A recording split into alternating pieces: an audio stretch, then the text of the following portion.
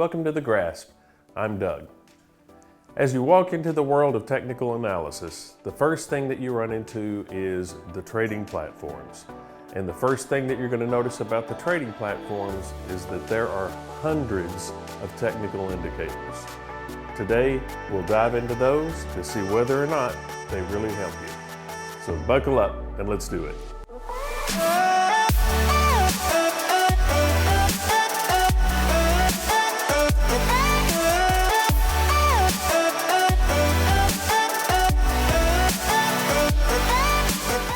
There are hundreds, if not thousands, of books on technical analysis and an equal number of books on indicators.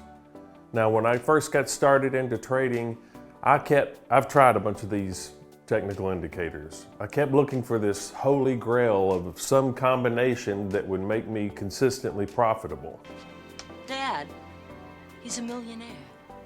You have my permission to marry him. So as we look into technical analysis, we want to try to wean ourselves off of these crutches because every technical indicator is a lagging indicator, and we'll explain that a little bit further on. But let me give you this caveat here.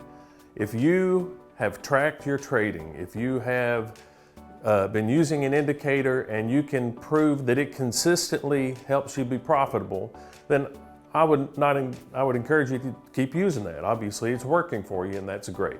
But for 99% of the people out there, all these technical indicators don't help. I don't think it's gonna work. No? Triomphe Napoleon. Let's take a look at one example and I'll show you what we mean. For our example here, you see we have a chart. It doesn't really matter what the chart is, but we've added a CCI 5. Now, what the CCI is the Commodity Channel Index, and you can change these settings to a 5 or a 7 or whatever. But the way the indicator works is as the line goes up over this upper dotted line here and rolls over, that would be a sell signal.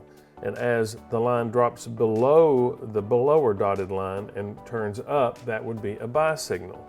So let's see how much this really helps us here.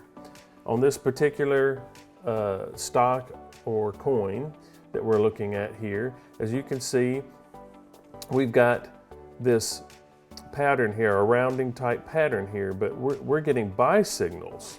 So we had this pullback, and this is telling us that we should be buying here. But as you see, the stock rolls right over and heads right down. And then we get this nice little pattern here, a bottoming pattern here, and it turns up and starts moving up, and we're getting consistent sell signals. So clearly this isn't helping us. So perhaps we need to change the settings. So now we've changed it to CCI 10 to see if that'll help us pick something out a little bit better. But as you see here, on this big run up over here on the side, we're still consistently getting sell signals even though the underlying continues to run up. In this area over here, you can see here the stock runs up, we're getting a sell signal, it moves sideways a little bit and continues on. Whoa, we're getting another sell signal here, but it continues to move up. Whoa, we're getting so as you can see, even changing this thing to try to fine tune it isn't helping us. But maybe we just don't have the right setting yet, so let's try again. So now we've changed it to a CCI 15 here, and let's see if that helps clarify things anymore. Well, again, as this thing continues to make this run here, we're getting sell signal after sell signal. Same thing over here. In these choppy areas, you know, what are we supposed to do? We can't get really any indication out of the indicator to help us make an informed decision. And that's the problem with indicators, not just the CCI, but any of these indicators. So here's the issue. Markets are dynamic. They're constantly changing. And the problem with all indicators, all of them, is that they are lagging. And the reason that they are lagging is that all indicators are made up of some combination of price and volume.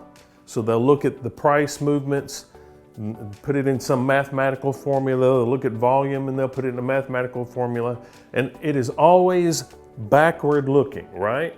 Because they're taking the current data, along with all this other data and massaging it in some way so that it'll come up with this indicator.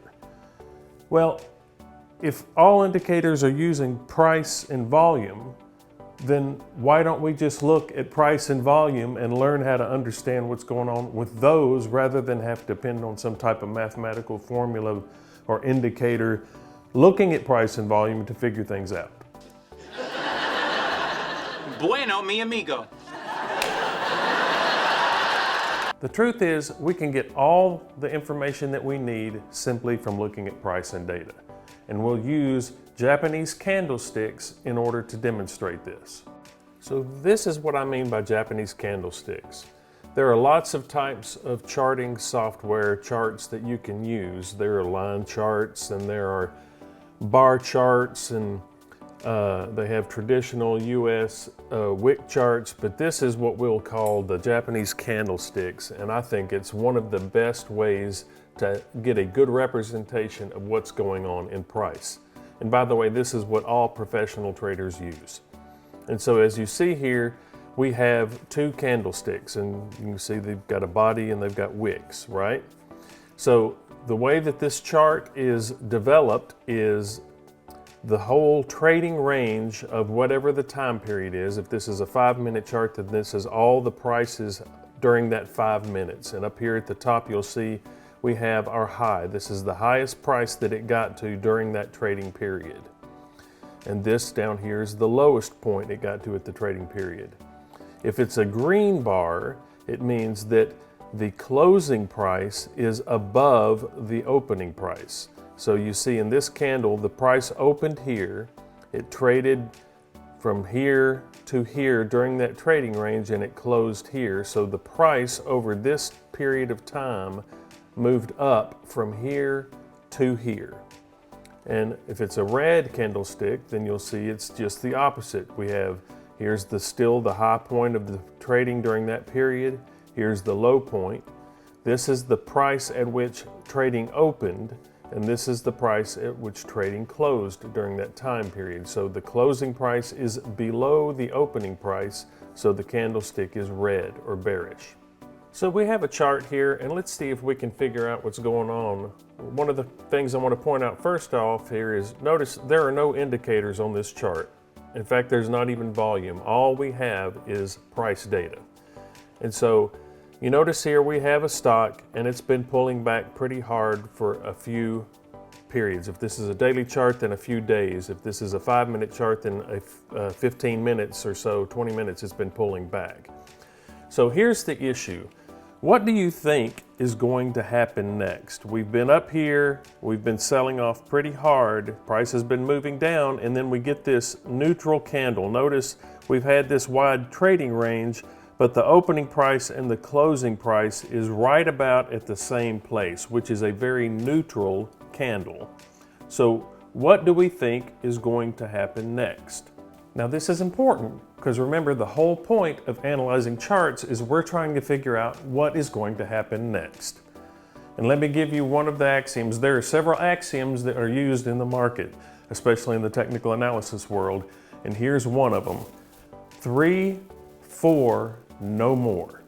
And literally what that means is that generally in a chart, if something moves 3 or 4, it may be 5 or 6 or 7 candles, but it's a momentum thing. It can't move in 3 or 4 or 5 bars generally without some type of retracement or pullback. So in this example, what do we think is going to happen next? So as you can see, we had this sell-off here, we've had this neutral candle, and then we get a 3 or 4, a 3-bar retracement here. So here's a point I want to make. We can't see anything else outside of these few candles here. We don't know if this thing was a downtrend coming down this way and it sold off and we're getting a pause back, or we don't know if this was in an uptrend. So what happens before will help set our bias as to what we think is going to happen. So here's the thing. What do you think is going to happen next? Because again, that is the important thing that we're trying to be objective here. So it's going to depend on the larger view of what's happened here. If this thing were in a downtrend and we sold off here and we're retracing and we've got a lower high, then if it says, and I think it's going to continue on in this downtrend. So I would be looking to get short in this position here. However, if it's in an uptrend here, and this is just a pullback in that larger uptrend, then I'm going to obviously be looking to be buying at this area. So the candles are telling me what I think is going to happen next. So here's our question. So given the data that we're presented here, we aren't given any more data or any larger time frame to look at. What do we think is going to happen here? So as you see here, we have this move up. We get this small body candle here, another neutral candle. So here's the thing, regardless whether we're in a downtrend or an uptrend, with the information that we're giving here, if you were thinking short and you got a candle like that, you were wrong. And so we need to have some type of line in the sand that says, hey, if this price goes above here, it is not doing what I'm expecting it to do, and I get out. Now, if this thing happened to be in an uptrend and we were looking here, and if we didn't get in on candle B down here or try to be more, this is obviously a more aggressive entry here, but this pause, this little neutral candle here might be an indicator of a change in momentum and that we want to look to go long, like I said, if this is in an uptrend. So now we have our trigger set, and if price goes above here, we're getting in, and as you can see, that's exactly what happened here. But here's my point that I want to make, is when it comes to technical analysis, there's another little axiom here that we say, and it's an acronym. Think of Honest Abe, Abraham Lincoln. So we'll say, always be evaluating, A-B-E, Abe, always be evaluating. So we are constantly looking for information, and again, if we are going short in this position and you get something like this happening, always be evaluating. Clearly, something is different than you thought it was going to be, and so you've got to close that position and get out. The point that we're making here is, look at this chart. I don't have any indicators on there. I don't even have a moving average. All we have is price and the volume bars at the bottom. And the point is that we don't need a bunch of indicators. We need nice, clean charts because we can see everything that we need to know based on just price and volume. So a couple of points. First of all, no indicator works all the time. That's why traders are constantly fiddling with the settings and stuff, trying to dial it in, because markets are dynamic. They change all the time. And an indicator that works one way in an up market works a different way in a down market or a sideways market. That's the problem with indicators. So the key is to learn what we need to look for and to look at it in the bias of the overall movement of the market. And that can be learned. Excellent! So if we're not using indicators, what are we going to be learning? Well, we're going to do common sense things. We're going to learn Japanese candlestick charting techniques. We're going to learn macro market analysis, pattern recognition. We'll look at volume analysis. Obviously, we'll be looking at support and resistance, retracements, relative strength and weakness, and tying it all together with multiple time frame analysis. Those are the things that we're going to be learning in the weeks and months ahead. If you get the entry correct, a well-designed trading plan will take care of the rest and will make you very successful. If we choose high-quality trades in a proper context of the overall market, your results will improve dramatically. I don't care how educational it is. Let's do it. Well, that's all for today. In our next video, we'll dive into trading styles. We'll see you right back here on The Grasp.